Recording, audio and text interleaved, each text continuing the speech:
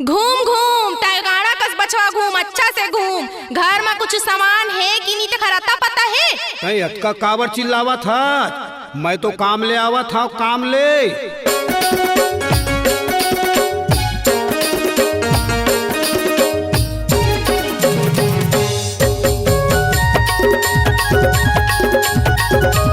ए संगीता सुन ना। चल हट।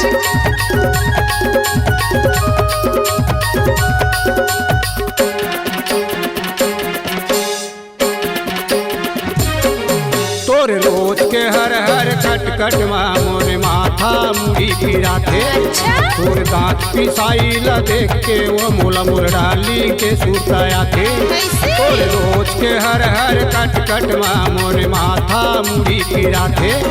तोर दांत पिसाई ला देख के वो मोला मोर डाली के सुताया तू थे। दांत पिसाए का? तोहर रोज के मोर इंतजार करे, हंस हंस के मोला प्यार करे। तोहर रोज के मोर इंतजार करे, हंस हंस के मोला प्यार करे। मन छतिया में लगा के अपन तन मन में बसा के। ओ रोज के हर हर कट कट मोरे माथा मुड़ी फिराथे। और दांत पिसाई ला देख के वो मोला मोर डाली के सुताया थे।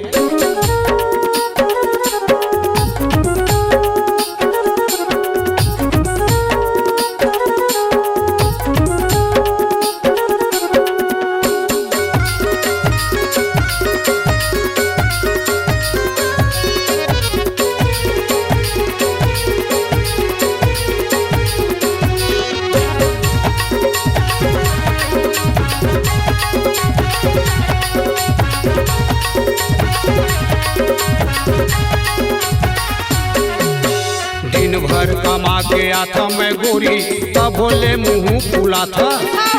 माया पीरी के चूल हम गए तो रोज के झगड़ा मता था।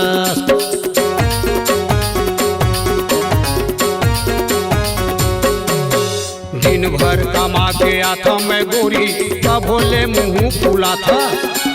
माया पीरी के चूल हम गए तो रोज के झगड़ा मता था। रोज के मोर इंतजार करे, माया के बड़ बरसात करे। वो रोज के मोर इंतजार करे, माया के बड़ बरसात करे। अपन छतिया में लगा के, अपन तन मन में बसा के। ओ रोज के हर हर कट कट मोरे माथा मुड़ी फिराथे। और दांत पिसाई ला देख के वो मुला मोर डाली के सुताया थे।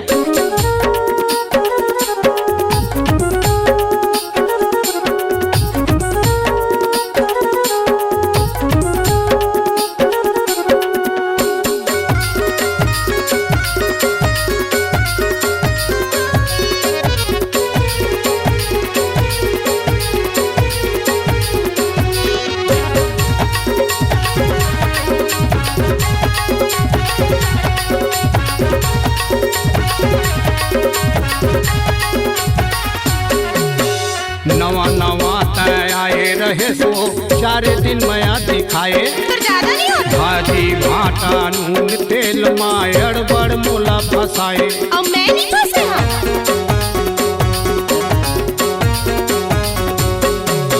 नवा नवा तय आए रहे सो 4 दिन मया दिखाए। भाजी भाटा नून तेल मायड़ बड़ मोला फसाए। रोज के मोर इंतजार करे, मीठ मीठ मोर संग बात करे।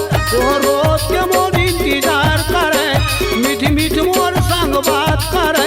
अपन कौरा के मोला खवा के, अच्छा? अपन तन मन में फंसा के। ओ रोज के हर हर कट कट मोरे माथा मुड़ी फिराथे। तोर दांत पिसाई ला देख के वो मोला मोर डाली के सुताया थे। तो रोज के हर हर कट कट मोरे माथा मुड़ी फिराथे।